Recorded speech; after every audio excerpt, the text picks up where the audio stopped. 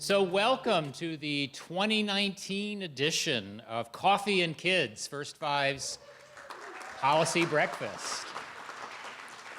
We are so pleased to see all of you here today.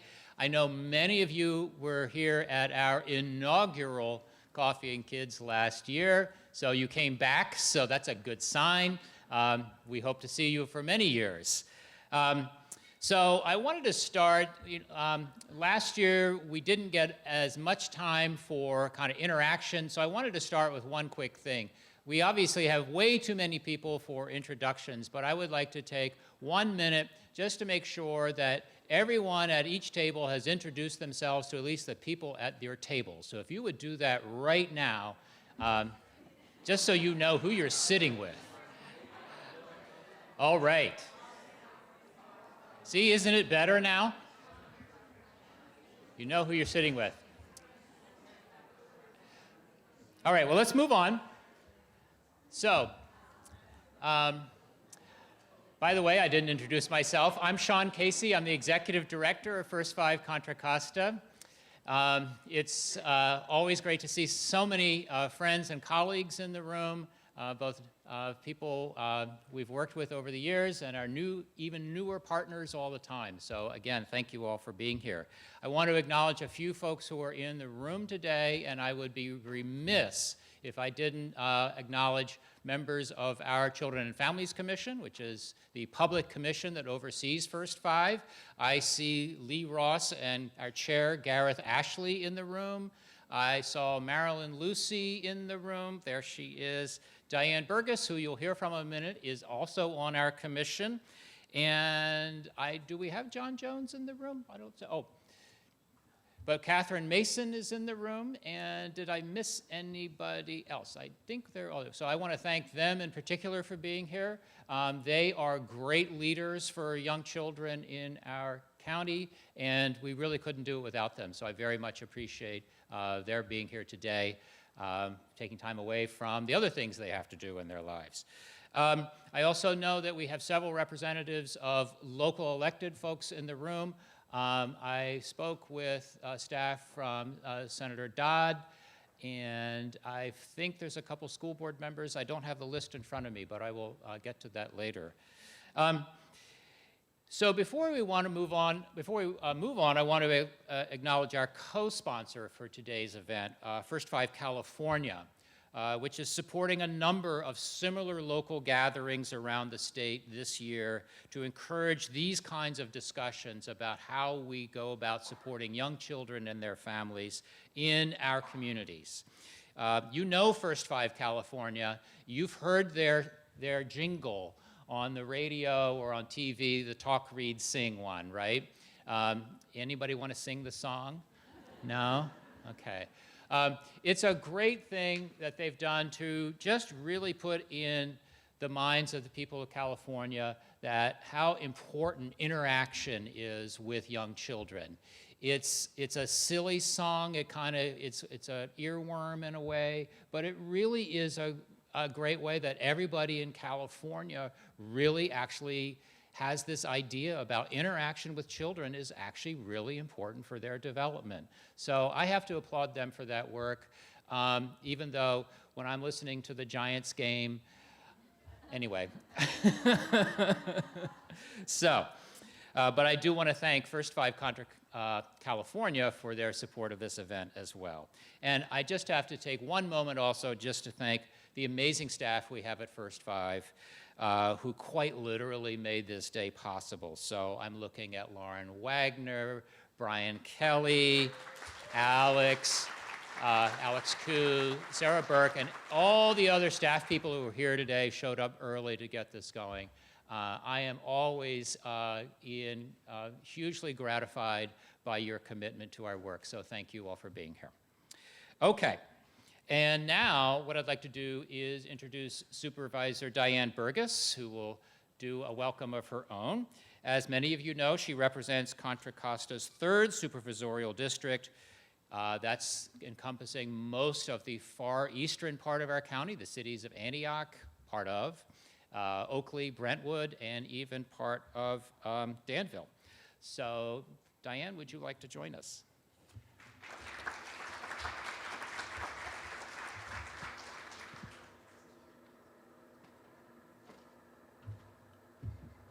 Good morning. Come on, let's wake up. It's almost the weekend. We had a 4-day weekend. Yeah, let's go. So I want to welcome you to Contra Costa County. If you're not from Contra Costa County, I'm a daughter of Contra Costa County, grew up here. And I've got to tell you, this is a wonderful place to grow up. As a member of the First Five Commission, I want to let you know that there is a staff of First Five and Head Start that is compassionate, committed, and ready to be the leaders in helping protect our young people and helping families get the tools to raise their babies right. As chair of the Contra Costa County 2020 Census Steering Committee, I want to take a moment to commend First Five for their early and ongoing efforts to ensure that everyone, particularly children under 5, are counted in the 2020 census. I don't know if you know that, but of the undercounted populations, children under 5 is one of those groups, so we need to make sure that word gets out. If children ages 0 to 5 aren't accurately counted, California could potentially get less federal funding than needed for our Head Start program. And the U.S. Census Bureau estimates that about 210,000 children under 5 years old will be left uncounted in the 2020 census. Oh, no, that was how many were left uncounted in the 2010 census, excuse me. So I want to recognize the fact that, you know, when you bring home a little person from the hospital, they don't give you the directions. And I was one of those moms that read the books and did all of the stuff, went to the cooperative preschool, did all of that, and still I look back and go, I could have done it better.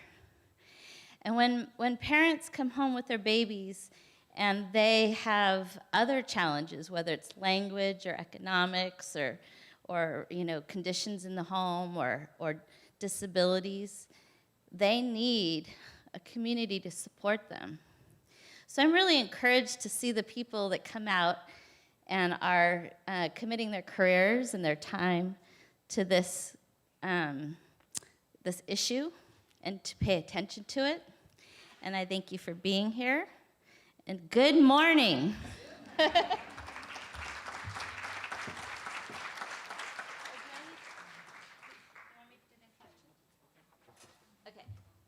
So this is my transition, very graceful, right? Kris Perry is the Deputy Secretary of California Health and Human Services Agency for Early Childhood Development. Wow, that is a mouthful to say. And she's the Senior Advisor to the Governor on implementation of early childhood development initiatives. And based on how he came out of the door, I think she's pretty influential. Kris is a longtime advocate for young children and families in San Mateo and in Washington, D.C. and California. And I'd like to introduce her. Come on up.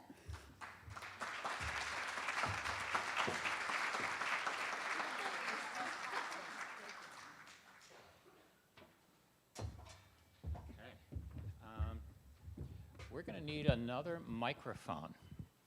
Is there another one? Or maybe they can hear us. No, I don't think so. I don't think so. Well, it is an absolute pleasure to be able to sit up here with an old friend and colleague and absolute mentor when it comes to early childhood. Kris, I first met a couple years ago when we were briefly, I think at the same time, First Five directors. You were at San Mateo. I had just come on in Contra Costa, and then you went on to lead First Five California. And there's a bio in your folder, so I'm not going to read through all that and replicate that, but there's a couple things I'd really like to just point out. First of all, I believe you are a native Californian. Almost. Almost? Almost. Born in another state, but here since 2. Okay. And I'm really old, so I think the percentages are totally and almost totally Native. And you grew up in Bakersfield. I did. Which is the I was liberal just there bastion last week with the Surgeon of, General. Yeah. Amazing. Yeah. And what I also love is that you are a social worker by training. Any social workers in the room? Yeah, all right. I just have to point that out because I love my community. And you've done this early childhood thing for a long time now. It's been, I think, where you've really landed, and you've done it at the local level, the state level. You've been a federal, a national advocate, and now you're back in California. We're very happy about that. I just also have to point out along the way, you kind of made a little bit of civil rights history. And and I point that out not just because it's cool, but I think it also says a lot about kind of how you are approaching things now. And I'm curious, just, you know, having been through that experience, and for those of you who don't know what we're talking about, Kris was the plaintiff in the California case that eventually overturned the Prop 8 ban on same-sex marriage, and which then went to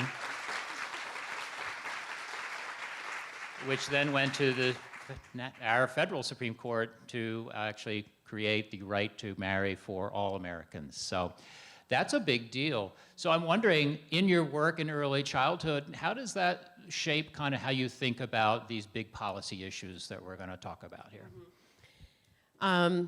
In so many ways. By the way, it's so nice to see you, and thank you for inviting me here today. And it's nice to see many familiar faces, having been in the First Five family almost 20 years.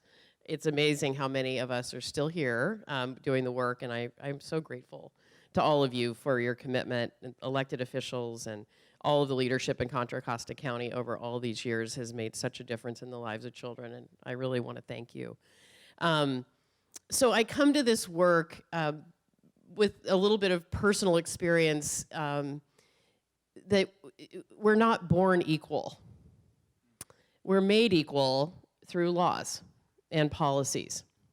And when I remember that from a personal place, but then when I think about the work we're doing on early childhood and advocacy and policy, which is what we're here to talk about today, we're trying to find new laws and policies to make children's lives more fair and equal. And that's why the governor and his proposals, more than $2 billion in new spending to create more equality and fairness, is so personally meaningful to me. And his leadership is personally meaningful to me because in 2004, and even earlier than that, he was the mayor of San Francisco, and he was doing two things. He started essentially universal preschool in San Francisco, and I was in San Mateo as a First Five county director and thinking, how do we do this? How can we be more like San Francisco? But he also made it possible for my now wife and I to be married in City Hall, and he led in these two very different ways, but they had very big impacts on me personally and professionally. And it's incredibly meaningful to come back to California while he's governor and to serve as an out and protected citizen of the United States, fully protected, no longer second-class citizen, but I'm not there for that reason, but I can do my job as an early childhood advocate as a protected member of the administration. And it's incredibly meaningful to me. And I think it's what gives me even more commitment probably to the work than I would if I hadn't been through a process of looking for laws in California that were holding me back and interfering with my potential.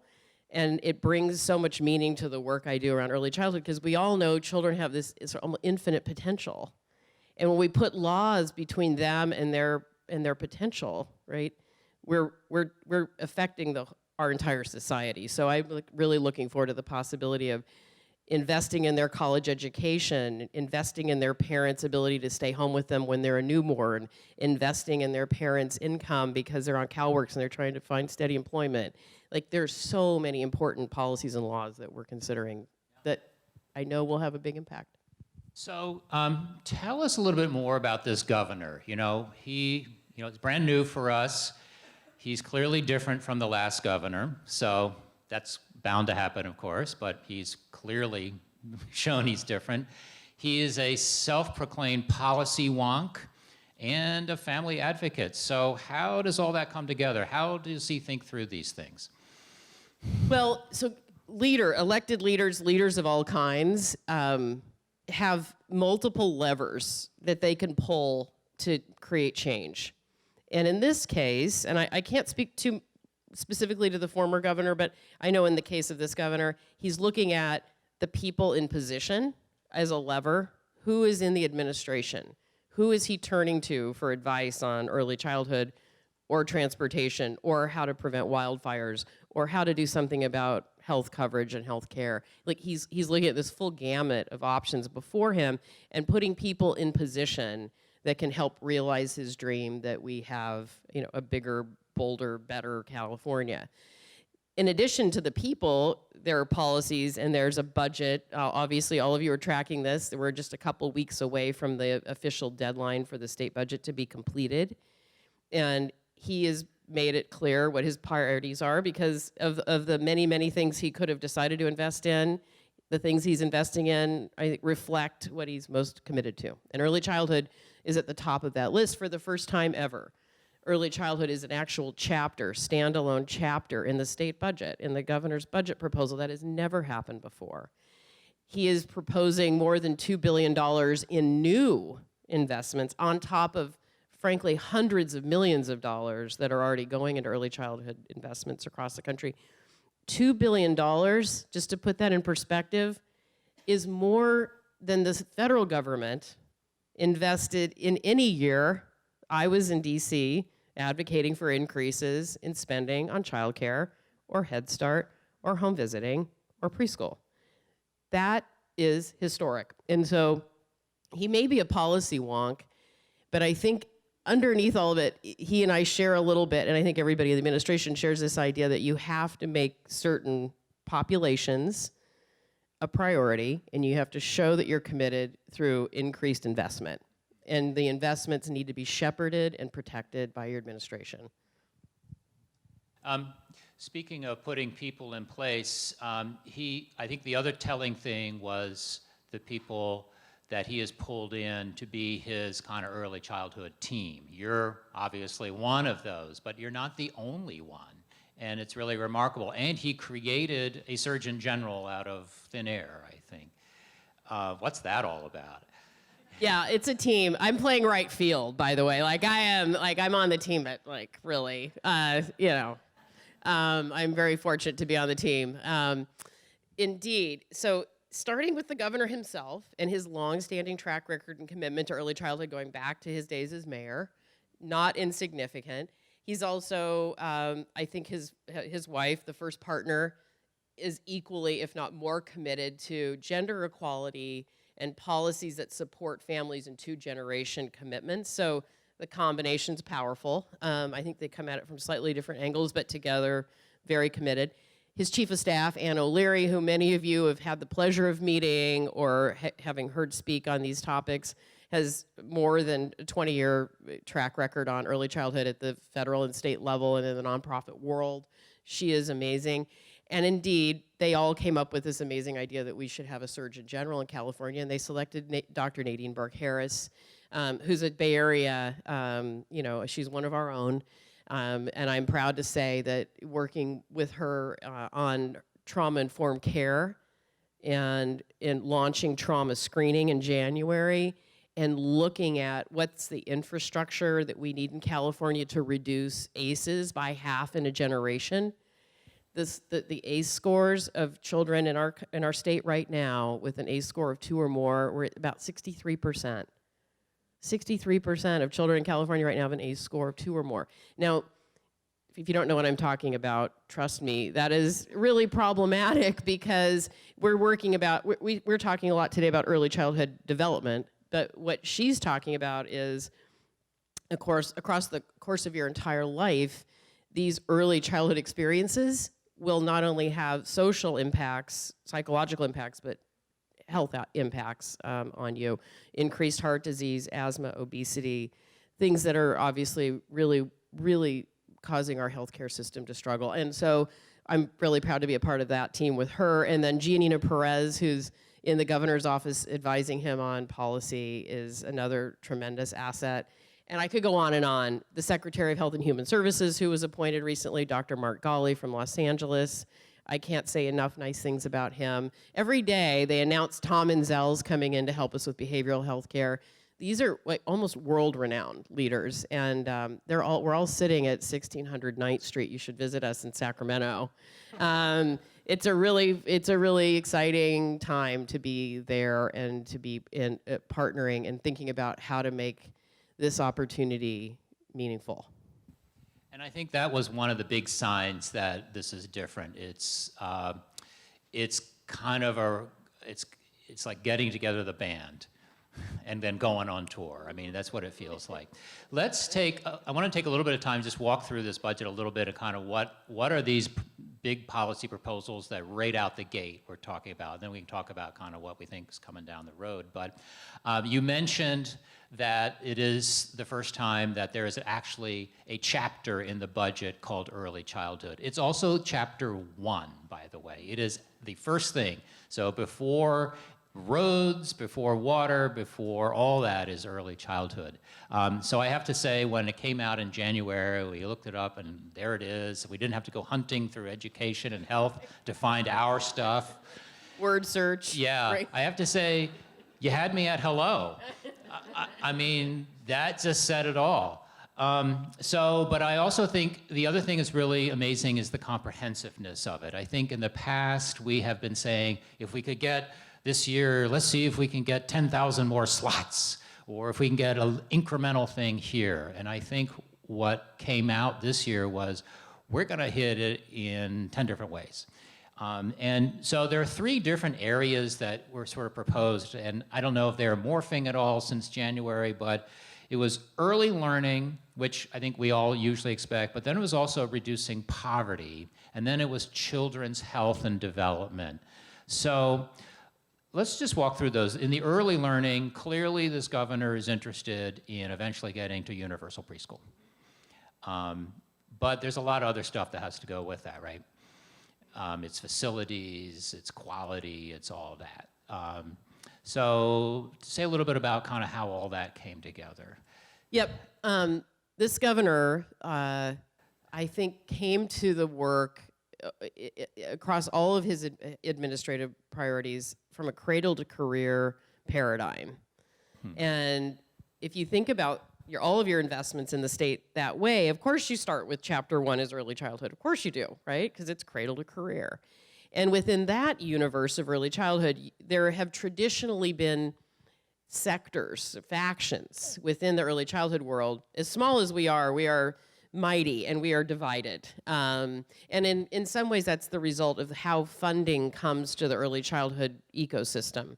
We've organized ourselves around funding streams. And as a result, over many years, 50 years, we use Head Start. The implementation of Head Start is kind of the beginning of the modern early childhood movement. We have been iteratively adding funding over 50 years, federally and across the state. So the governor's looking at what's coming in and how we're organized around that and trying to figure out where is the horizontal connection between federal and state funding streams that will hopefully unite us and bring the field together and create a more child-centered, person-centered system.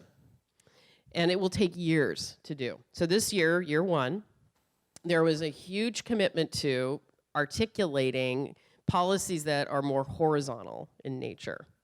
For example, paid family leave and child savings accounts.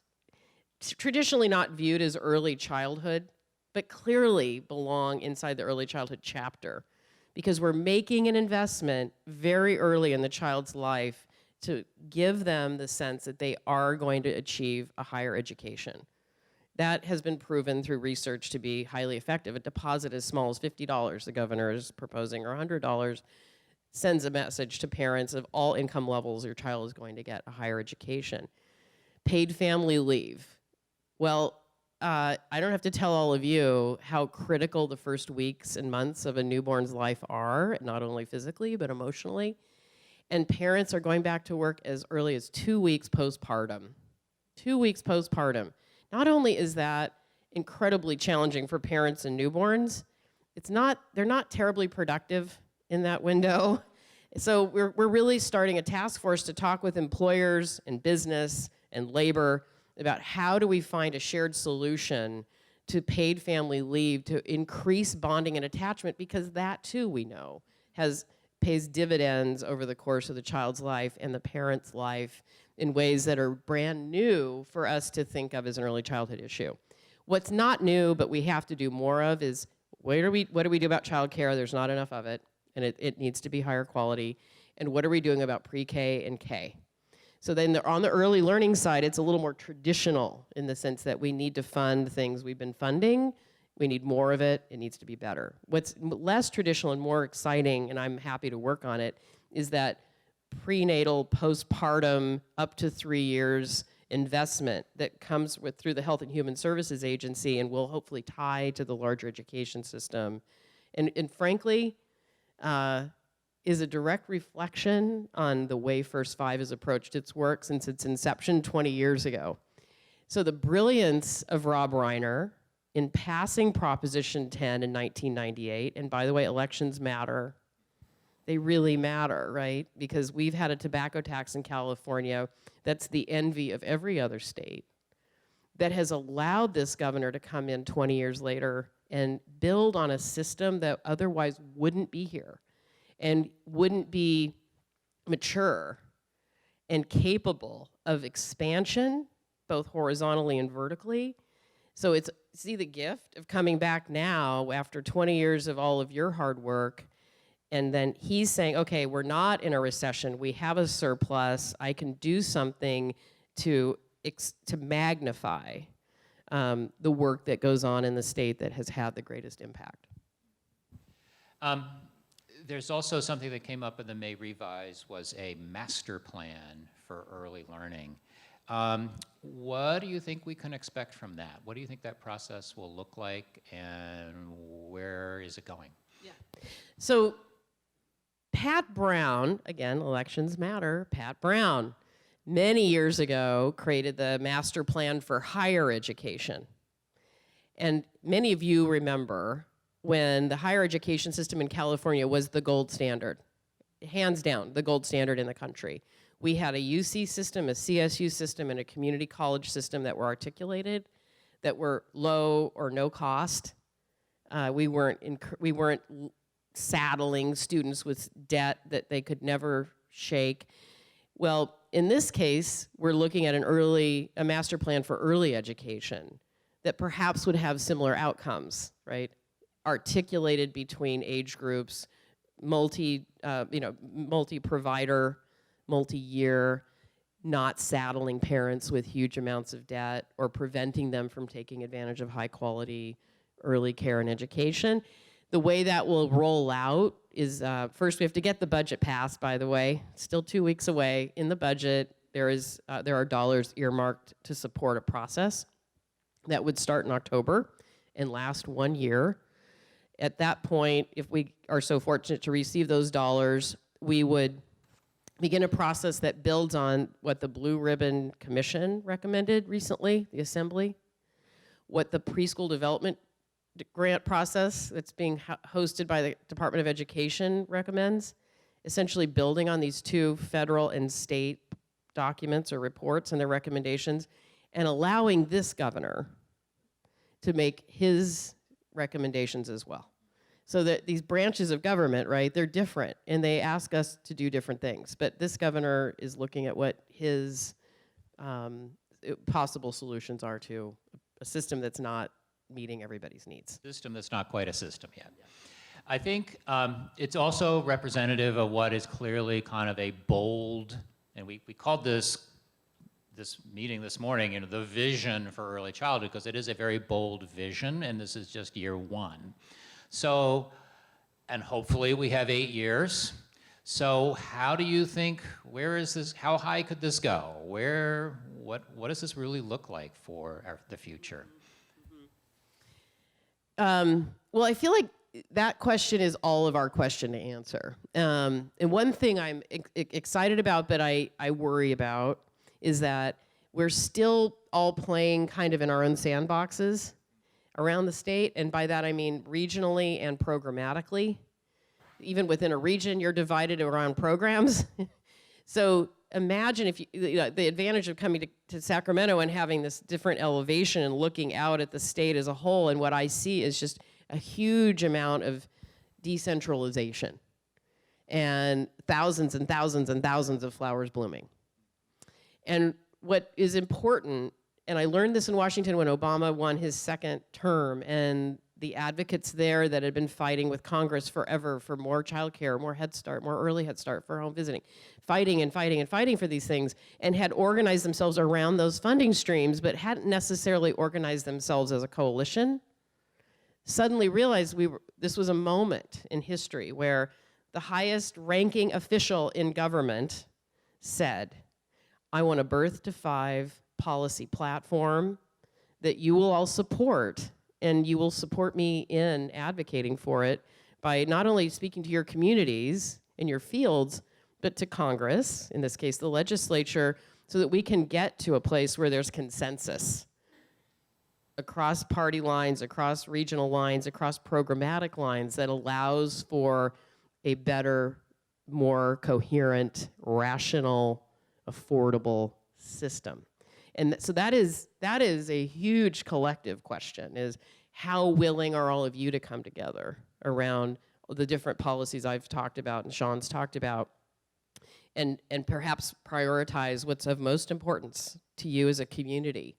And will you speak in one voice around those priorities? Can you support each other in those priorities? Can you bring recommendations that are backed by data and evidence to the state for us to use in our process of figuring this out? That's taking a movement from where it is to a different level of sophistication, which other movements have done, and they've achieved great things by doing that. It's harder to do. I will say, and my staff is tired of me talking about this, but one of the things that's really hit home for me in this work over the years, I mean, we've always talked about how the United States is always 20-somethingth in the world on all measures of just about all good things, you know, for children and families and whatnot. So when it comes to things like paid family leave, like universal child care and all those things, there's a lot of countries in the world that have figured that out and have made it their priority, and that's just it. And I had a chance to travel in the Netherlands a couple years ago, and really it was palpable just how stress-free family life seemed to be when I talked to people about it and just sort of saw it, because it really felt like people had the time to be healthy families in their worlds because it was a priority. And when I looked at it here nationally and really thought, well, if there's one place in our country that could really do this, it's California. We like to think we're the 5th largest economy in the world, and I think we have the things in place to really demonstrate that this is not some crazy California thing. This is actually how the world wants to live. And so so to me, the great opportunity we have is that leadership that gets that and can actually say, yeah, let's go there. Is that right? That is right. Yeah, and I'll never forget, the Netherlands that is not fair, right? So like comparing any I'm not talking place, about fair, I'm talking about this is what we need. Right, they ride bikes everywhere too. I mean, you know, like they're just things you can't do here. Sacramento, you can do that. Yeah. There is, so I am competitive, right? And so I hear that and I'm like, okay, well then we're gonna be number 1. There's just no, we gotta figure this out, because we're not gonna be 20th or 5th, we're gonna be number 1. And we are, you know, we need to decide, as a field, we are gonna be the very best state when it comes to child outcomes. And they're measured in many different ways over many years. Therefore, this is a down payment. We're going to have to do this for years and years and years, and it has to happen at the state and local level. And it has to happen by school boards and health and human service agencies and boards of supervisors. I mean, it could go on and on. Everybody's got to do what this governor's doing with their budgets. right? Find a way.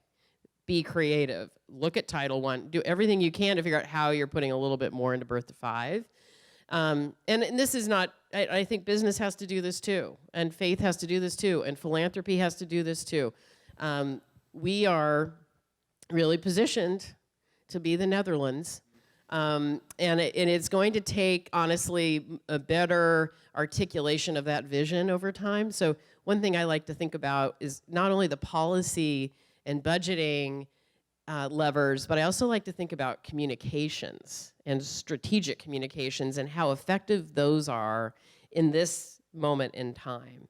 That the more we can speak clearly about what it is we're trying to achieve, what is our got milk, and how are we all, is that bumper sticker on all of our cars, and are we thinking about that whether we mean to or not? Because it is of such great importance that the next generation has a better life than the one this generation's having. That takes the kind of marketing and brilliance that is usually reserved for the for-profit sector. We need it in our sector to get, I think, this, get us all rowing together in one boat. So I want to open it up for questions out here in a moment. So I'm going to ask put out one other area, but be thinking about a question you might want to bring up, and we'll have mics ready to go in the room. I also just want to touch on one other thing that is in the early childhood budget that we've never seen before, and that is addressing childhood poverty. And I think for all of us who have worked in this field, we've always said, yeah, we need these systems, we need this, but the real issue is poverty. And that if we really could crack that nut, that would be the big game changer. So seeing that in this budget is a big step. There's a number of specific policy proposals in there, one of which has been working through the legislature in the past year of lifting the CalWORKs benefit to 50% of poverty. But what can we do to really actually lift even higher? How, what's the future for that in this vision? Well, that is the primary investment in year one, is lifting the CalWORKs benefit to 50% of the federal poverty limit. In addition to that, there's been quite a bit of focus on stage 1 childcare, which is also very much tied to CalWORKs, making it easy and quick. So the minute you step into an eligibility office and say, I think I'm eligible for CalWORKs, I need CalWORKs, we aren't delaying and complicating the enrollment of your child into childcare, because we know how critical that is for a job search, for job training, et cetera. And so that part of the system is getting smoothed out also in the budget. So we're hoping that the two will roll out simultaneously, higher grant levels and quicker, easier access to childcare. There are a number of other policies that are less, I guess, commonly understood, but CSU students, for example, would have easier access to childcare, allowing for more students to receive their bachelor's degrees and obviously have higher earnings. There are a number of paid family leave is an anti-poverty policy. But what's really fun to think about, right, when you step back and you think, okay, this is an anti-poverty budget, early childhood education and development investments are solving for poverty.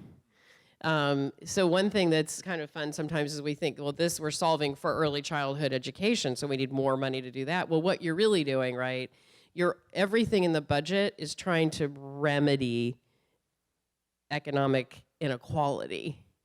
And early childhood is one of the best ways to do that, because we have the best research, honestly, to show that we do that with early childhood investments. And that's why there's such a wide array of early childhood investments, because they have the greatest return. But the direct cash benefit is very significant, and I'm glad you raised that, because it's... And I also just want to point out the expansion of the Cal EITC is a big thing, and we also saw for the first time something of a child tax credit within that, which is now at $1,000 per family for folks who are eligible for the Cal EITC if they have a child under 6. Which is something that I think we've all been hoping we would get to eventually, is a California child tax credit. And so it seems like this might be the kernel of one. And you get how we're taking wealth, right, tax revenue, and there are many ways to spend tax revenue. You can do it through programs, and you can do it through tax policy. Okay, you're spending the same money, you're doing it through different vehicles. So when we use the Treasury or the Franchise Tax Board as a vehicle, right, it's still using the same bucket of money that comes in every year.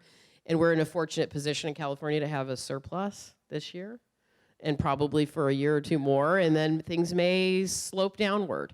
And so many of the investments that the governor's proposed are one time, but we can use it over 3 years. All right.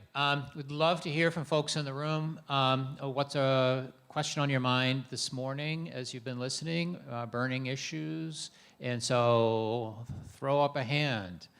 Don't be shy. It wouldn't There's one be there. Contra Costa if there weren't a leaf blower going. Oh, I know. I know. That's how I know I'm here, because you just don't hear them everywhere.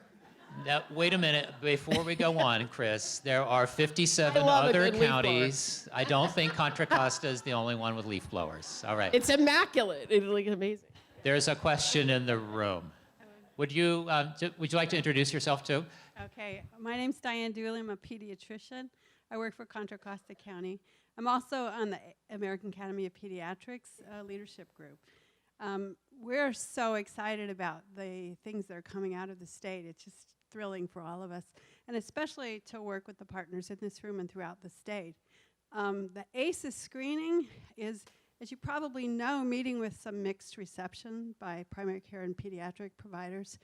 Even though we know that the families in our rooms have tremendous adversities, and we talk about them when we can, the idea of opening up in a family to some of the vulnerabilities that they have and difficulties in raising the children, and then not having resources for easy access to these programs, for referrals that we know will be followed up on by a social worker or someone who can assist us is quite frightening.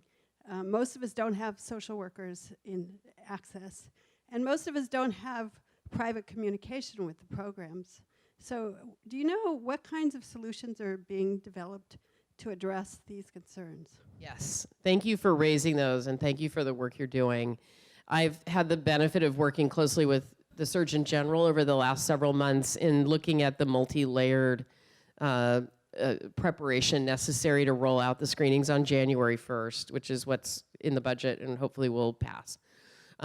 New dollars were added in their May revise for training and technical assistance of providers. We recognized that just the screening itself, without more supports around providers, was going to create even more strain. So those new dollars, $20 million a year over 3 years, are intended to help develop clinical guidelines, which there aren't any yet, to start to address some of these concerns. So people like yourself would be invited in to meet and discuss your concerns, so we could figure out how to start building a system of support that would address that. We're looking at how to increase spending on home visiting. In fact, we are in this budget and will continue to do so. And it's a little bit of a chicken and the egg, right? We know ACE scores are high in California, and it's actually very meaningful to parents to know what that is and that their child has an ACE score. Dr. Burke Harris has met literally with thousands of people, doctors and others, and they've said they were a little intimidated and afraid to do them, and then parents had these really positive experiences in the exam room when they learned more about the social determinants of health, more about how their adult relationship was impacting their child. It gave them a sense of, like, maybe I can do something to address this myself. I don't need my physician to do this. Maybe I can do something. So I get that you need more support, but I think families do too, and they are benefiting just from the knowledge that this is going on. But we have a bigger challenge as a state around supports that go beyond the exam room and are in communities and are dependent on investments across multiple finance models. I'm looking at my staff. Is Congressman DeSaulnier on the premises? He is, okay. All right. We'll do, is there one more in the back there? I speak really loudly. Hi, I'm Pam Shaw with the YMCA of the East Bay. My understanding is the facilities money and workforce money is one time only.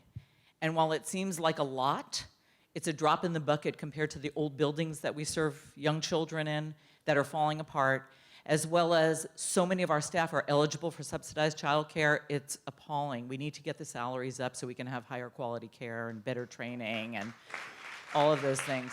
But it needs to be ongoing, not one time only, and it needs to stay a grant, not a loan. The Facilities Loan Fund sat there for years, not used. We so appreciate what he's doing, and all of these other things to support our young kids and families, but it can't be just one time, so please take that back.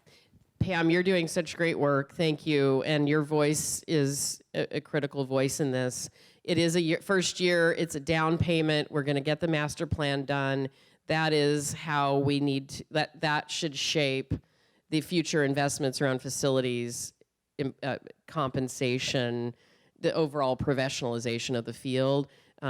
It's been a long-standing problem that we've inherited, and we want to make it better, and we need to partner with people like you, figure out how to do that. So I know, is there, go ahead. Hi, I'm Linda Stafford. I work for First Five Contra Costa County.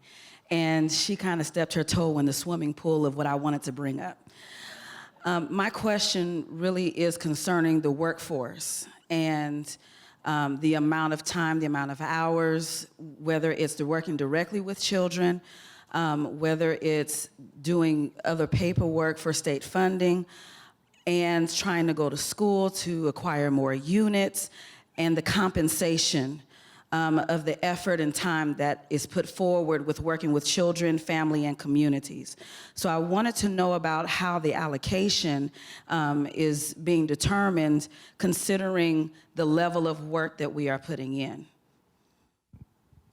I'd kind of go back to my earlier answer. There is a much, much bigger process that will unfold over the next several months to address everything from compensation to facilities to the overall quality and improvement effort. There is no one policy or one answer to that. It's a statewide conversation that we need to move past where we are. There are negotiations going on right now between the governor's office and the child care field around compensation for this particular budget, knowing this is this year, and that we have a much, much bigger runway. We need to get to a bigger solution. Kris, I know you need to get to work. The drawl to get Kris here was, I told her, it's on your way to work, so it won't be. It is. You'll still get to Sacramento before lunch. Yes. Thank you, everybody, for having me today. I really appreciate it.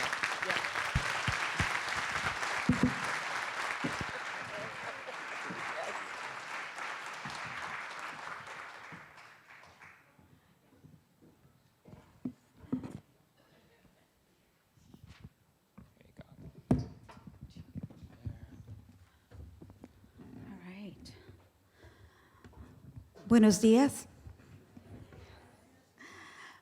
My name is Ruth Fernandez, and I'm Deputy Director with First Five Contra Costa. And so nice to be around friends. And I just want to say it's so rewarding to be around our heroes of our own, like Kris Perry and Sean Casey, who've dedicated many years of their career to serve children and families. So I have the distinct pleasure to introduce the next guest speaker. He's also a hero of our own. He's a champion of children and working families, and his commitment to public service and leadership as an elected official started as city council member and then mayor of the city of Concord. He also served as a member of the Contra Costa Board of Supervisors for District 4 for 9 years, and during his tenure on the Board of Supervisors, he championed several children's projects which including serving on the First Five Commission. He was later elected to the California State Assembly and the State Senate, and now serves as California's representative for the 11th Congressional District. Over the past year, Congressman DeSaulnier fought to increase federal funding for critical programs that include the Child Care and Development Block Grant, Head Start, and the Preschool Development Grants. And these efforts have led to an increase of $200 million for child care access and quality funds in California. I've had the great honor to work and collaborate with Mark over my career, and he has been always a consistent public advocate and champion. As First Five Contra Costa, we are very, very proud to say that he is the first member of Congress to have been a First Five commissioner. Please help me welcome Congressman Mark DeSaulnier.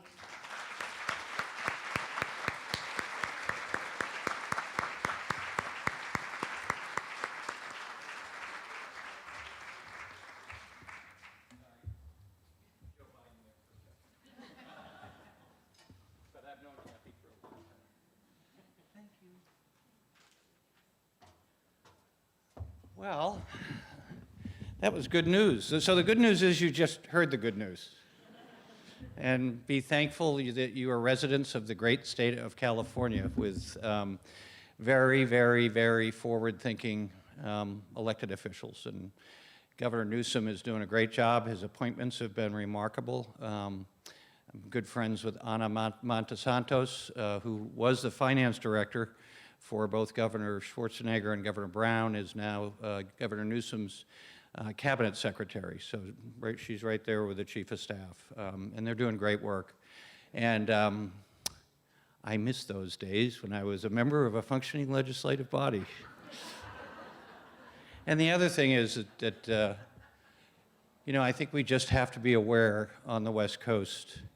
I am painfully aware of how culturally different we are from the rest of the country.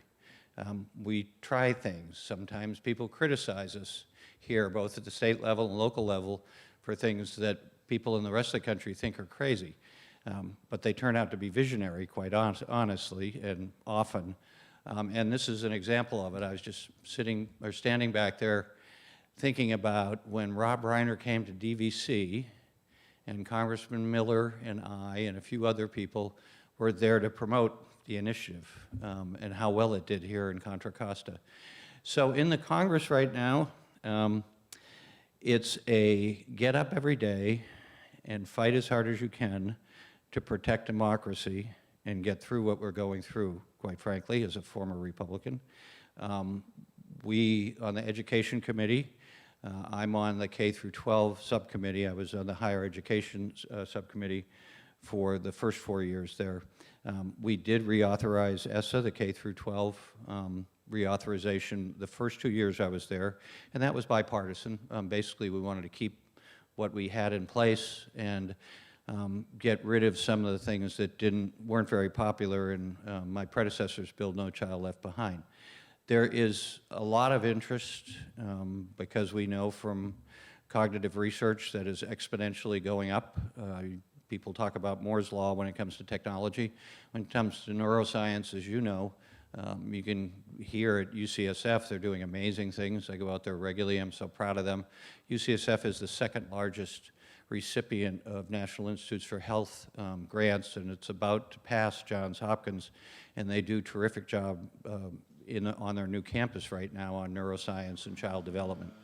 So there's a lot of good stuff. I don't know, my gardener's here.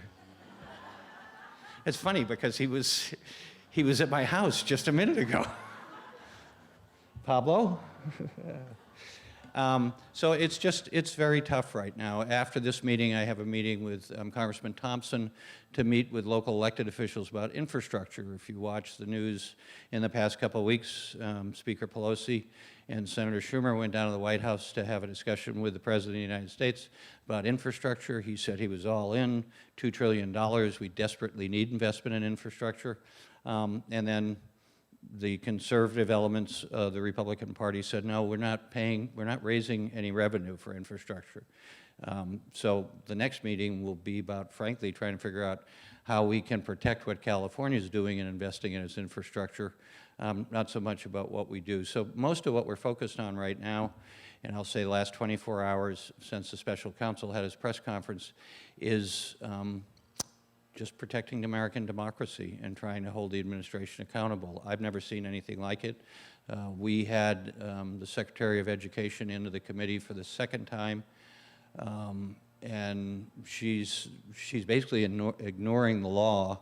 During the Obama administration, when Democrats had control of both houses, they put in place a program that if you went into public service in certain careers, education is the biggest one, if you're a teacher, that if you stayed in that job for 10 years, you could apply for loan forgiveness.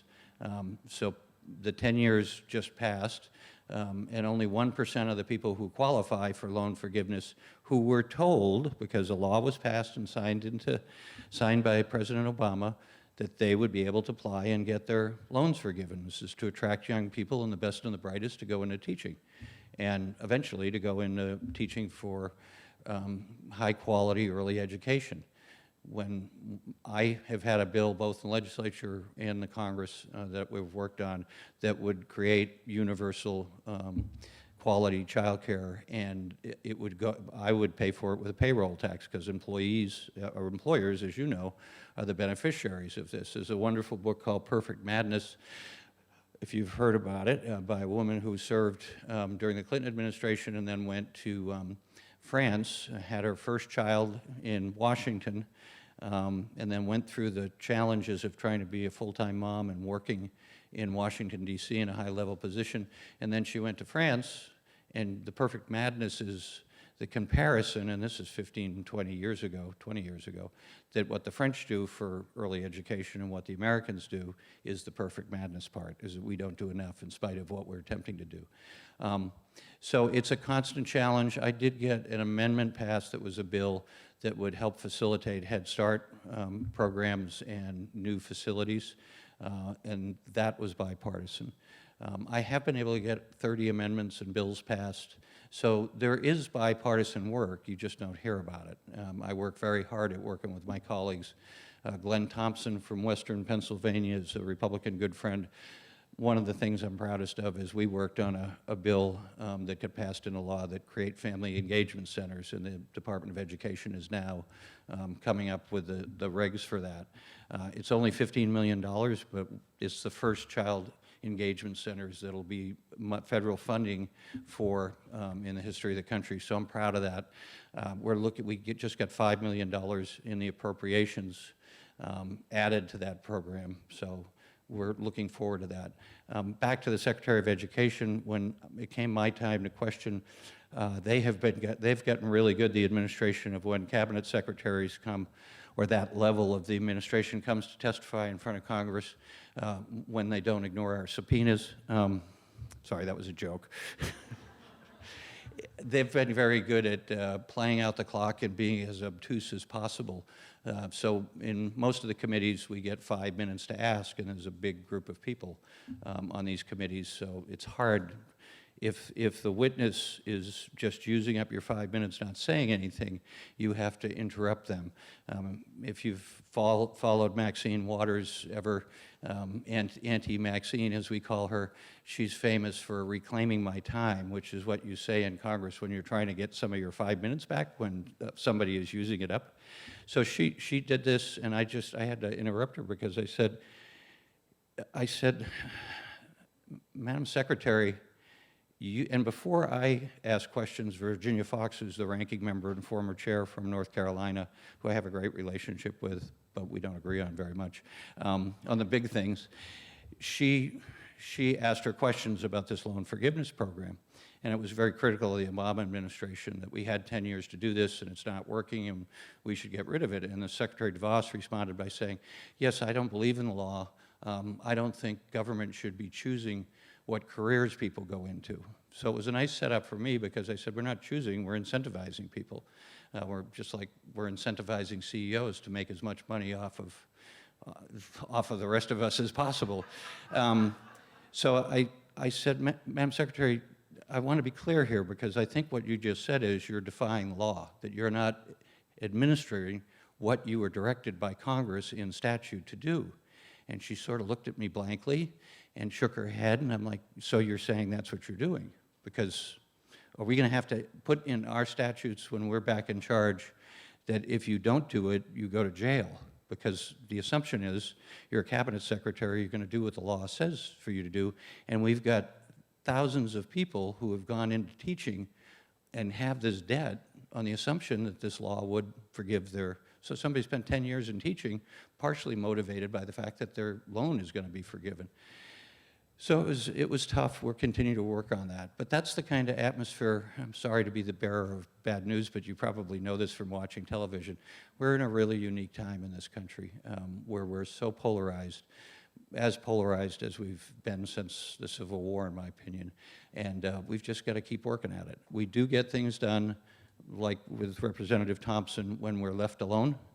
I think if the people with lots of money who spend a lot of money on independent expenditures, which is a whole other discussion, the Supreme Court decided in a 5-4 decision that you as citizens and I as your representative had no constitutional authority to regulate political expenditures on campaigns outside of our campaigns. So it's led to, I think it's up to $8 billion in the last cycle is spent on IEs, and you can't tell who's spending that money. The biggest user of IEs are the Koch brothers and their affiliates, and they particularly have focused on Republican primaries, purging the party of reasonable people.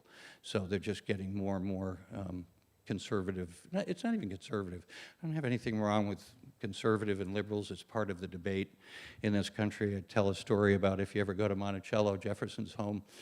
When you walk in, and if the docent's doing their job, there are 4 busts that Jefferson put in the house, Voltaire, Rousseau, I think, and then Hamilton and Jefferson, and Hamilton and Jefferson's busts face each other. And the story is that when Jefferson opened the house, somebody asked him, why'd you put Hamilton there? You don't agree with him on anything. And Jefferson responded saying, that's why. So that's the context of the way the democracy has generally worked heretofore, is people could have very different views on individual rights and the social contract, and we argue about that, and there's a balance usually, fortunately, that's come out through the course of the history of the country.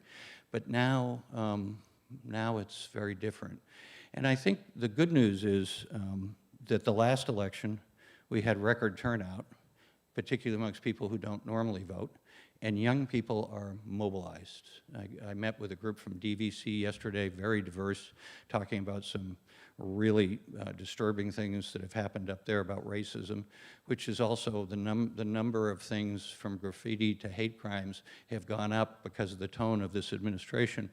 So when you meet with young people in this area or in other places of the country, they are so fired up to be involved in politics. And they're getting more knowledgeable, most of them, the longer they're involved in politics. And then we have groups like Indivisible who are also very engaged. So the good news is, last election, we elected the most diverse, the most women class in the history of the United States. So that's really good. So in that vein, I'll end with, I'm not AOC, but she's actually great. I was very good friends with her predecessor, who she defeated, but she's been great. On climate change, she and I have had multiple conversations because I spent a lot of time on air quality issues. I was appointed to the Air Resources Board by 3 different governors, and have spent a lot of time on that, so I've been working with her specifically. But the class is a good class, and it's more reflective of the American public rather than having 435 people and 375 of them look like me. Well, they're not as good looking, but anyways, I'll leave it there and answer any questions that you have. But I do think what Governor Newsom is doing, what the legislature is committed to doing, still knowing many friends there, both staff and members, that California is going to do extraordinary things. The danger to California is we're so dependent on capital gains. About 2/3 of the budget, the discretionary budget, is capital gains. So we've had this growth in the state's budget because of the stock market and tech companies. The danger is, and this is why Governor Brown was so fixated on a bigger reserve, is that when we're doing well, we do better than every other state. When things slow down, it drops like a rock. And when I was there during the recession, I chaired the two budget subcommittees at the time nobody wanted to do. So the pro tem both times said, listen, nobody wants this job. Do you want to do it? And the first one was corrections, and we did great things. And Senator Hancock, wonderful colleague, she and I did lots of things to reform the correctional system in California for the better, something I'm very proud of. And then the other committee I was chair of was Health and Human Services during the recession. Then the president came to me, President Pro Tem Darrell Steinberg from Sacramento, and said, Mark, I hate to ask you this, but would you chair the budget subcommittee that has Health and Human Services? And I said, Darrell, I can't do it.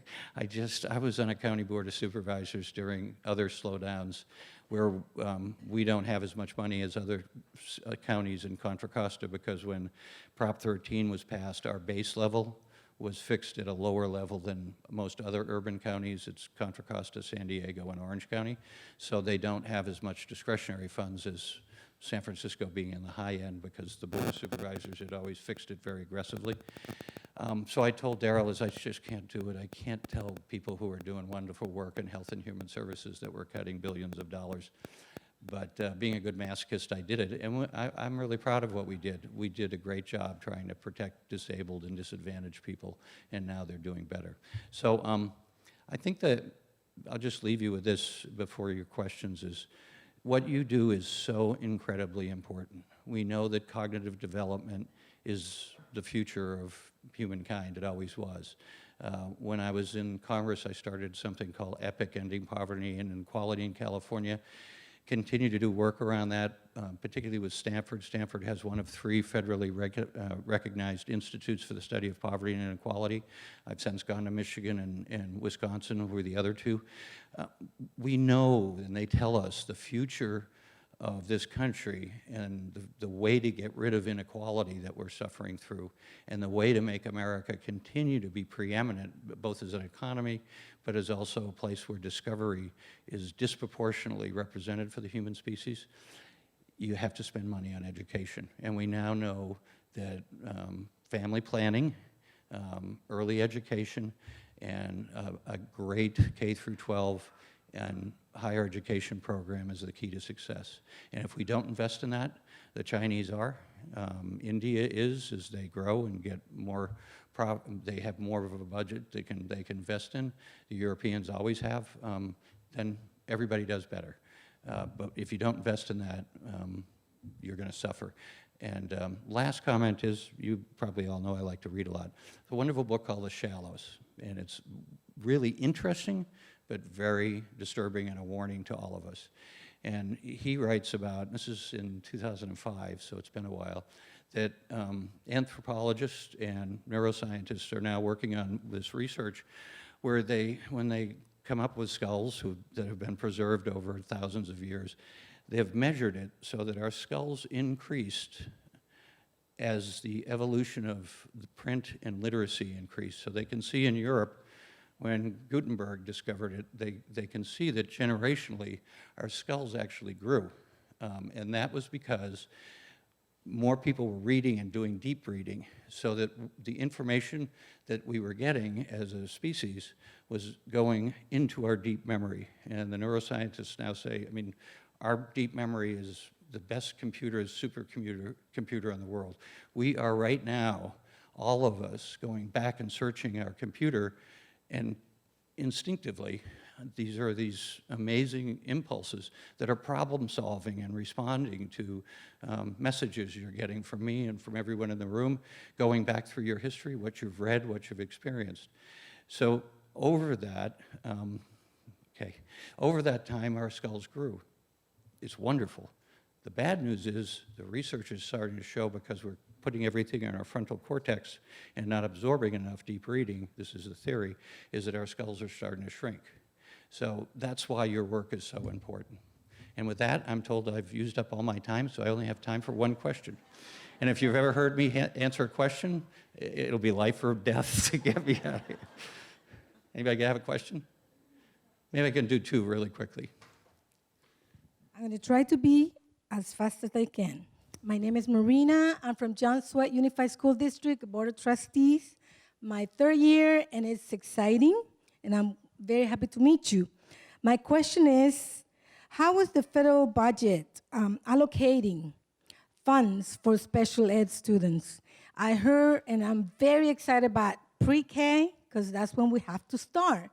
But we all, the board members, are facing throughout the state the pressure of the teachers. Our teachers deserve better. Our children deserve better. Our families deserve better. But how can we give them something that we don't have? And it's supposed to come from the federal government, from the state government. And, you know, we are all doing what we can. So what is the status at the federal government state? So I'd like to know. Thank you. So this comes up every time I go to a school. I've been to every school district in my district. Unfortunately, John Swett is in Mr. Thompson's district, but I used to represent you. It comes up spontaneously from special ed teachers or from others. When the law was, and I will say when I was a state senator and we passed the local control formula, I remember going to a superintendent's meeting in Martinez, actually it was in Pleasant Hill, I'm sorry, the Office of Education. And the superintendent for the Brentwood School District said, Mark, I can take every dollar that the state is now giving us on the local control formula, and it wouldn't be enough to meet my needs for special ed kids. The federal government, when it passed the law, promised to contribute 40% of the total. We've never come close to 40%. I think we're at 18 right now. Representative Huffman, who's a former roommate, he and I and Beto O'Rourke were roommates, which I keep telling Beto, you better be careful, I'm going to tell some stories about you. Jared has a bill because he has two kids, and one of them is a special needs kid, a wonderful young man, to, over time, statutorily require the federal government to come up to the levels that we promised to. We're not going to do that in these budgets. There isn't a commitment from our Republican colleagues, and as long as they control one of the houses, we're not going to do any better than we are doing, in my view, in spite of the fact that this should be a nonpartisan issue. But we'll keep working at it. Anybody want to ask me a succinct question? Yes or no? Here she comes. I'll try. Gareth Ashley, First Five Commissioner, Contra Costa. First, thanks for everything you do. It must feel like you're banging your head against a wall every day. It's worse than that. The I love my job, by the way, but it's difficult. The issue I have is that we hear lots of great news about programs in the state, but I worry about access to those programs. We've got a whole constituency, the Hispanic community, who, you know, in Contra Costa County now are scared to access these services. They're scared to fill in a form. They're worried it's going to lead to a knock on the door. And I don't know what we can do at a local level to allay those fears that are being, for want of a better phrase, generated at the federal level. Yeah. So when it comes to undocumented residents, you just have to do the best you can. There's great research on this. Peter Schrag, if any of you know of him, Peter is an education writer and used to be the political editor for the McClatchy papers, has written 2 books on this. Peter lives in Oakland, on immigration in the West Coast, and basically his research is wonderful, that the West Coast, this wave of immigration on the West Coast is equal to or greater than the European wave on the Atlantic coast, and it's happening at the same time that the center of the global economy has shifted from the Atlantic to the Pacific. And so his argument is the reason why California, Washington, and Portland are doing so well is because they have this influx of new blood and immigration. 40% of the top 500 corporations, the CEO and the founder often are non-native American. So 40% of our CEOs are people who have come from other countries.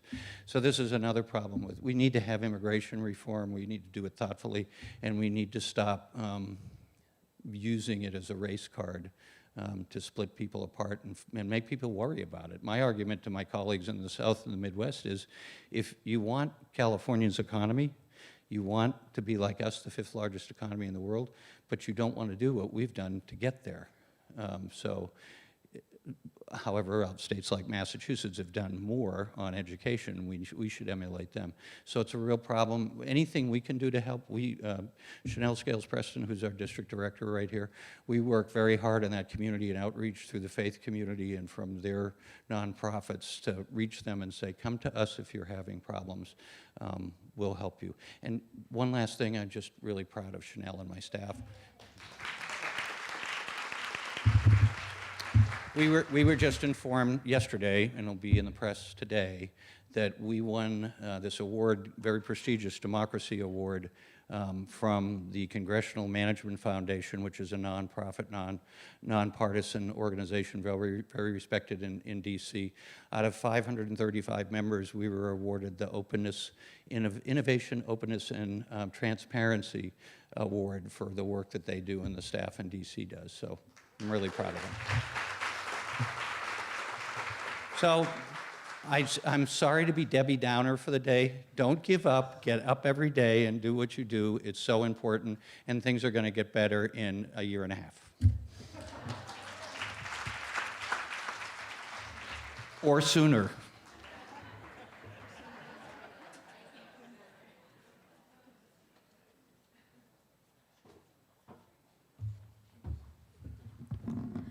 Thank you, Congressman DeSaulnier, for your leadership and your ongoing work.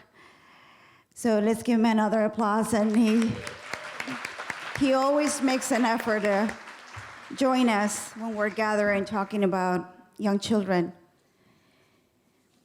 So just to remind you that we have pastry and coffee. Help yourselves as we get through the program.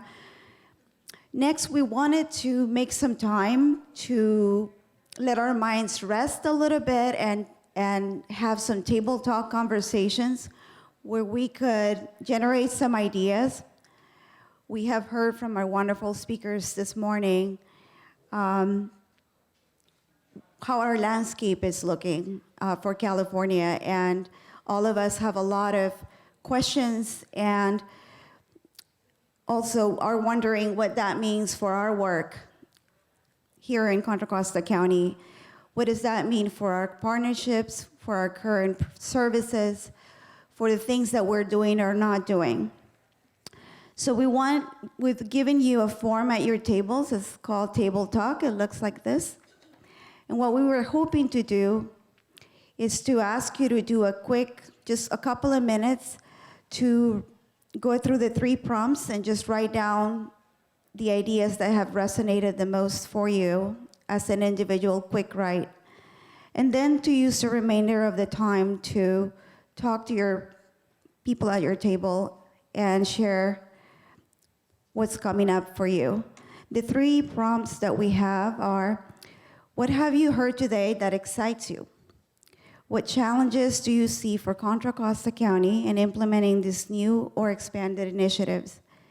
And what do you think you and your organization can do to be a part of this expansion of services for young children? We've also given you a couple of factual sheets that are in your folder for you to look at. One is from Early Edge, and it's a really great 1-page summary of the governor's budget. And then this one that has the Contra Costa facts. So take some time to write your ideas and then turn to your table partners.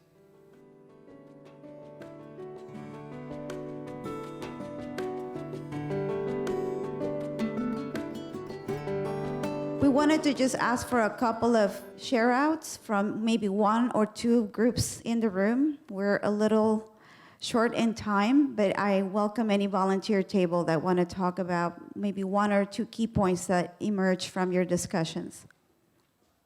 And we have wireless mics ready for you, so you can just raise your hand, anybody at your table. All right, we have this table here. So I think what struck me when Kris Perry was speaking, I'm Paige Tomlin, I'm from the First 5 Alameda County. And so I'm really happy to be here today. This is an amazing event. And one of the things that kind of, as she was talking, she was saying, oh, the 0 to 5 world needs to come together and come to Sacramento with one united voice. And I thought to myself, who is best positioned to do that and it's first fives. And so I really feel like we represent and have, over the years, really kind of filled that role. And so what we talked about at the table was that we're also a declining revenue source. So if the state really would like us to do that and play that role, we need a way of continuing to exist. And so we talked a little bit about how that could be a role for First Five. It could be a role for us in the state and also countywide. Thank you, Paige. Certainly very much of our current landscape for First Five and a way of leverage our role at the local level. Do we have another table that wants to speak up?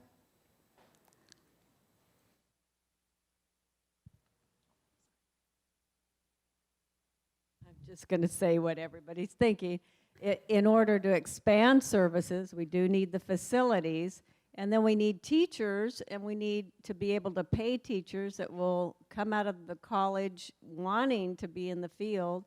And then if they have babies, they leave the field because they need childcare for their baby, and they can't afford to work in the field and pay. So that's what I see as the challenges as a 35-year retired director. Thank you, Kathy. Well, we certainly know that we have many challenges, and we do have we have but perhaps the best or the most optimistic budget at the state level that we've had in the past few years. So I know that in our everyday life, we are very focused on how can we improve, how can we leverage, and we focus on our problem solving. But I just want to recognize that we're in such a great place this year and have so much opportunity to leverage our partnerships and the current work happening to coalesce and build collective action in our communities. So thank you all for being here. I wanted to, before we wrap up and I turn it over to Sean to introduce our next speaker, I want to ask you to please complete the bottom part of your table talk form and leave it completed on your table. At First Five, we're also very interested to continue to partner with you and would love to take your ideas and comments back and to hear also how we can continue to be a resource and an avenue for conversation here in Contra Costa. Thank you. Sean?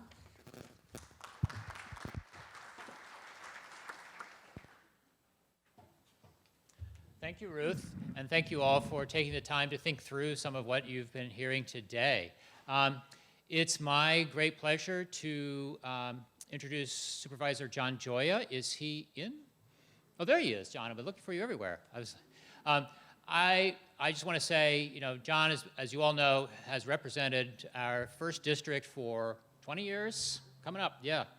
And but even more, he's been a huge advocate for children and youth in that time. If you have seen the Rise Center, seen some of the other stuff going on in West County, a lot of that is through his leadership and persuasion. So we're really happy to have him here today because I think it really is going to take all of us in this county to make the changes that we want. So John, thanks so much for being here.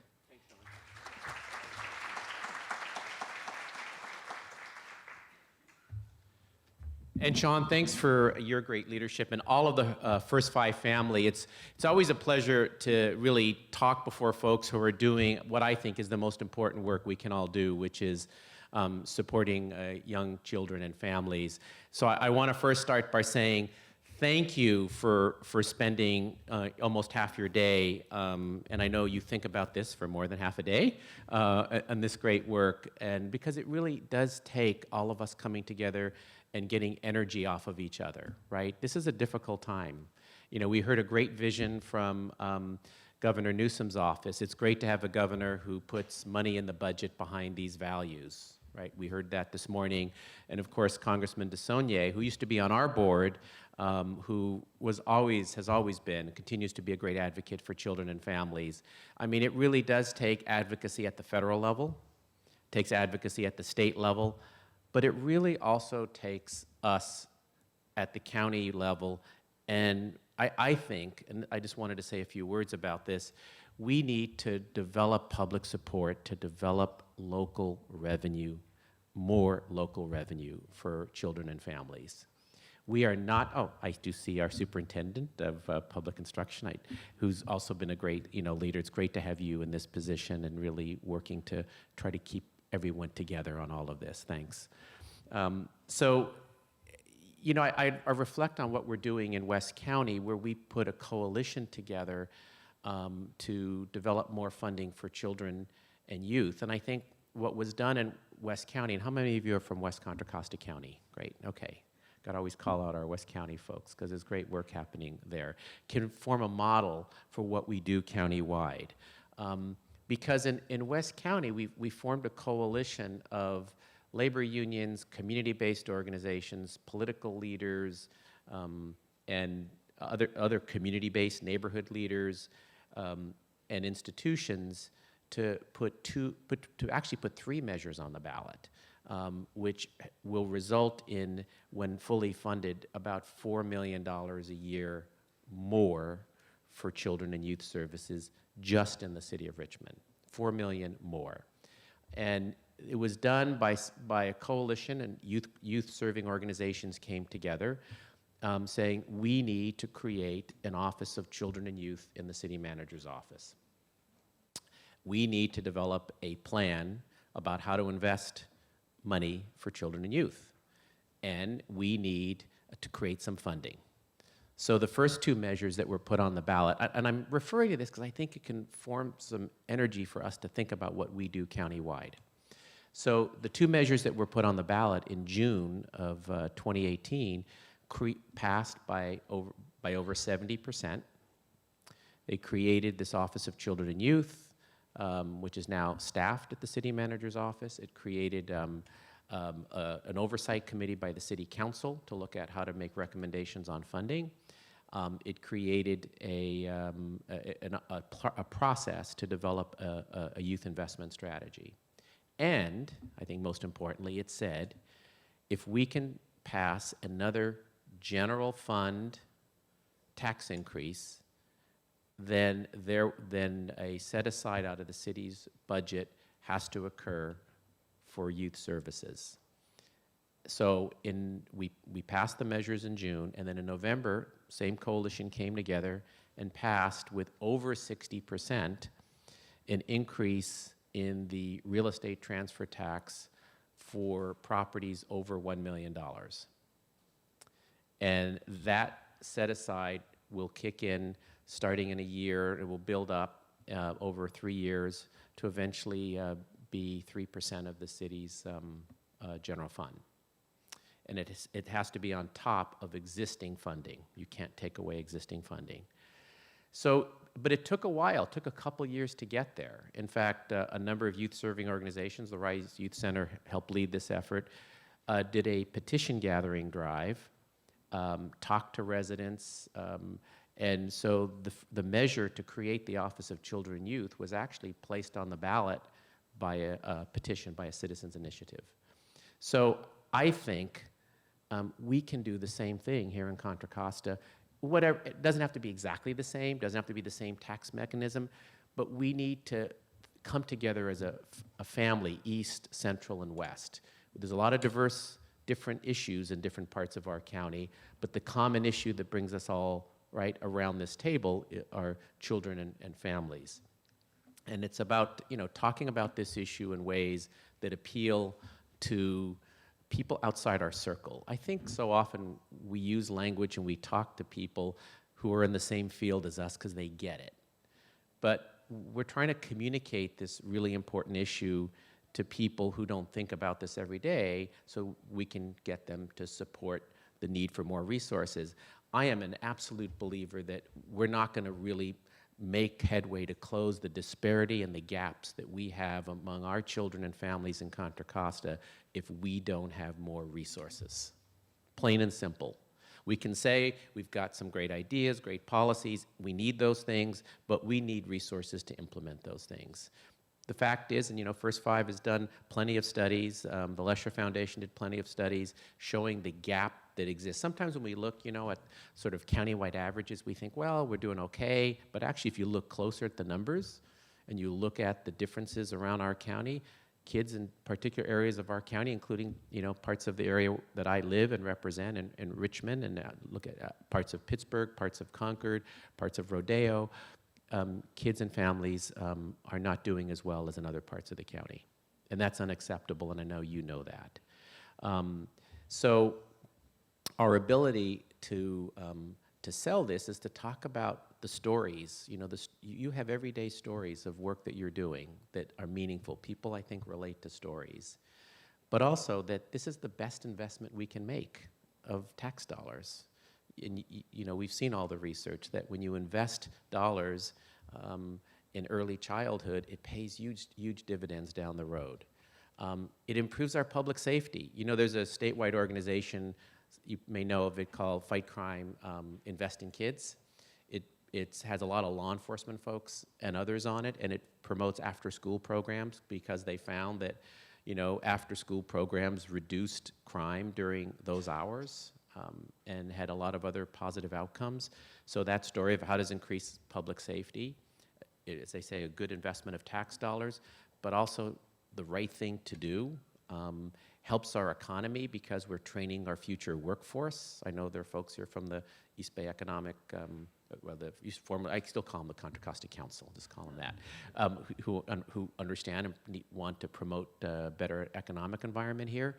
I think, so from an economic standpoint, a tax standpoint, a public safety standpoint, a moral standpoint, it's the right thing that we can all do.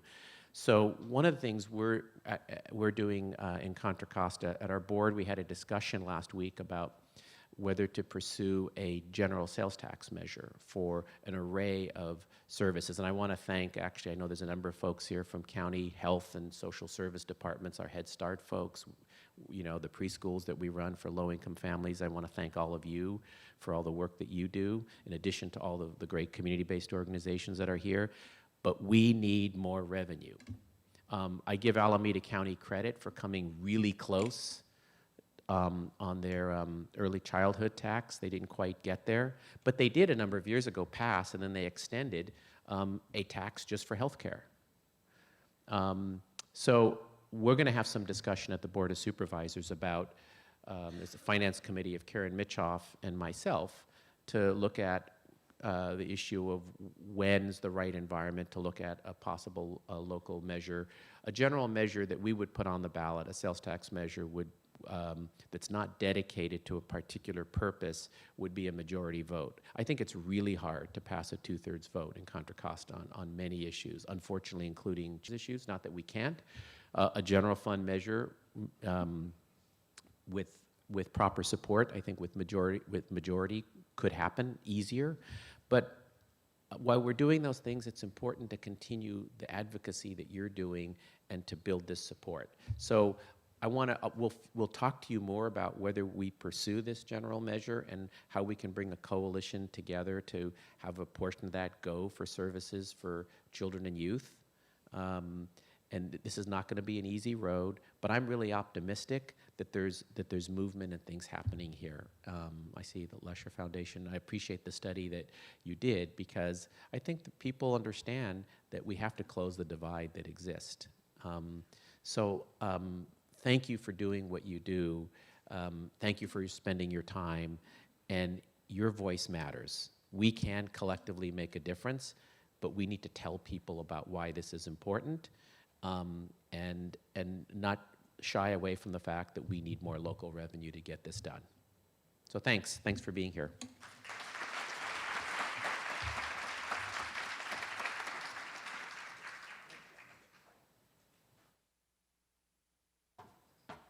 Okay.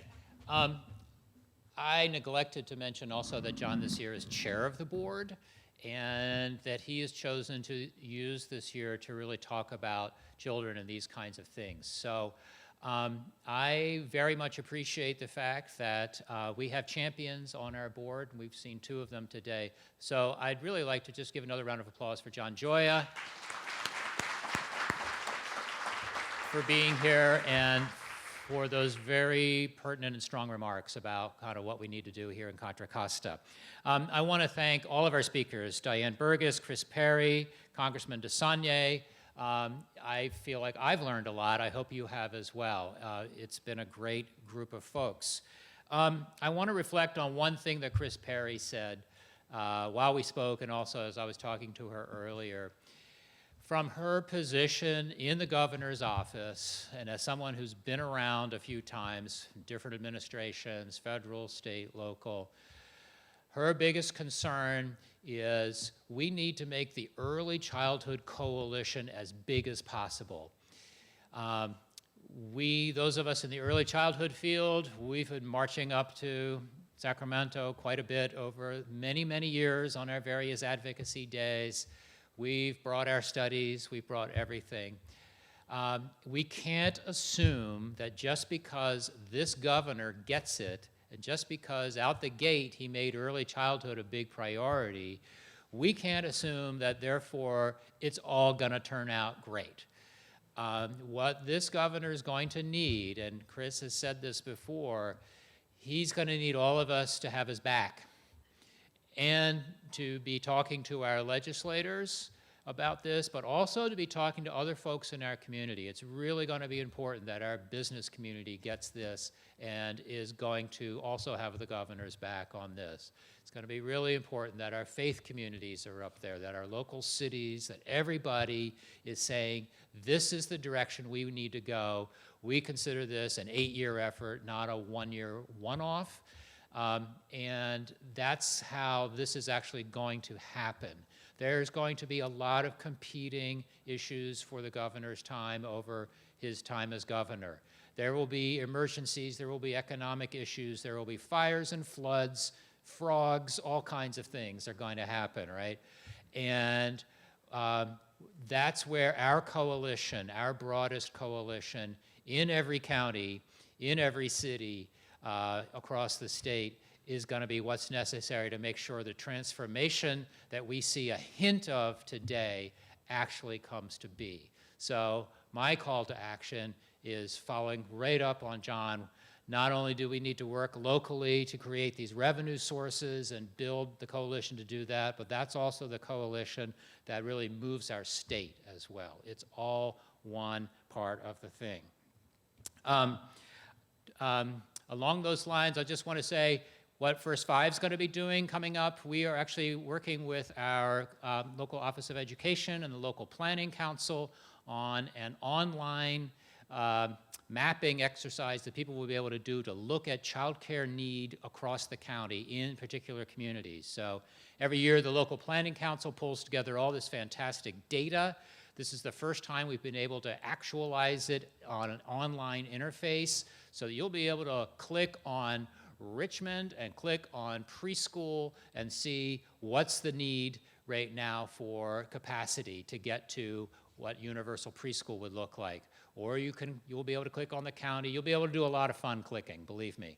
So we'll be bringing that out soon in the next weeks and months, I hope. Also, I just want to also let you know that First Five this year with our commission will be working on our next plan. We have a strategic plan that's required for us, and it's a great document that keeps us thinking about the future and where we need to go. So our commission will be doing its work this year. We hope some of you will also participate in that in helping us think about kind of what our direction needs to be in this whole new environment. Everything is different now, and that's great, but it's also a great challenge. I just have to say, you know, we've heard from some great champions, but when I look through this room, I see so many amazing champions in this county, people that I've worked with for many years, as I've said, some who are just getting into it, and we have an incredible bench here. I wish the Giants had it. The Warriors have just enough, but at the A's, if we can be as good as the A's, then we're going to be great. We're going on a 10-game winning streak. Why not? So I think, but we have great talent in this room, and that's what makes me very hopeful about what we can do in this county. But I hope all of you, in the end, will join us at First Five in our mission of ensuring that all of Contra Costa's young children will be healthy, ready to learn, and supported in safe, nurturing families and communities. And if we hold that as really our standard of what we're trying to do for all children in the county, I think we can succeed. So thank you very much for being here today, and I look forward, oh, my staff is saying not so fast. We have one last thing for you. On your way out, we created something that can be a gift, not for you, but for a young child in your life, or in your community, or in your workplace.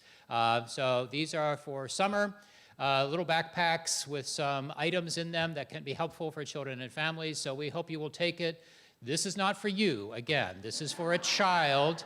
This is for you to think and to be thinking about children in your life and in your community. So we'll keep that connection going. So thank you. That's on your way out.